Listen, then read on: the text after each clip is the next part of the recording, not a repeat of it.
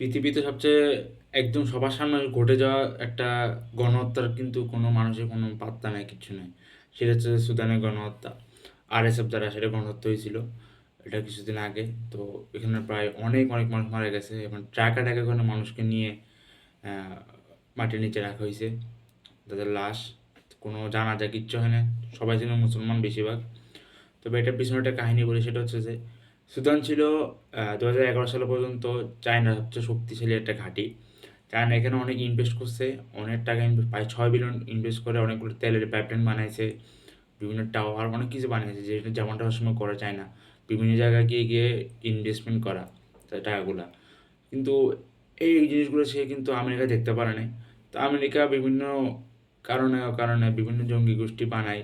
তো এখানে সেখানে একটা গৃহযুদ্ধ লাগাই দিছে। লাগানোর পরে মাঝখান দিয়ে আবার দক্ষিণ সুদান দেশ গঠন করছে।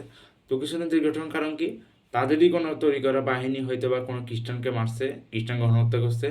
তো খ্রিস্টান গণহত্যা এটা ইস্যুটা দেখায় তারা সুদান থেকে দক্ষিণ সুদান আলাদা একটা দেশ গঠন করে ফেলছে।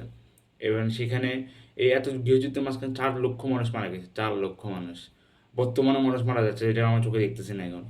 তো এটা হচ্ছে ওর বিষয়। আর এই যে এর মাঝখানে আরব আমিরাত, নতুন ইসরায়েল, পৃথিবীর জন্য একটা ক্যান্সার। আরব আমিরাত সে এখানে গিয়ে আরএসএফকে টাকা দিচ্ছে, আরএসএফকে ড্রোন দিচ্ছে, সব কিছু দিচ্ছে। রাশিয়ার থেকে অস্ত্র কিনে অস্ত্রগুলো আবার সে আরএসএফকে পাঠাচ্ছে, সুদানের রেফিউজি সাপোর্ট ফোর্স, একটা যে গণহত্যা করছিল। তো তাকে ইউজ করে সে বিভিন্ন তেলের খনিগুলোকে নিয়ন্ত্রণ করতেছে।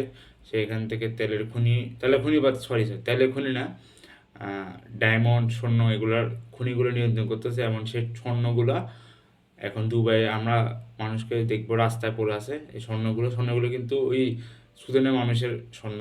তো এভাবে তারা লুটপাট করতেছে। নব্য একটা মুসলমান দেশ বলবো না, মানুষ ওখানে মুসলমান সংখ্যা গরিষ্ঠ, তবে রাজা ওদেরকে আমি মুসলমান মনে করি না।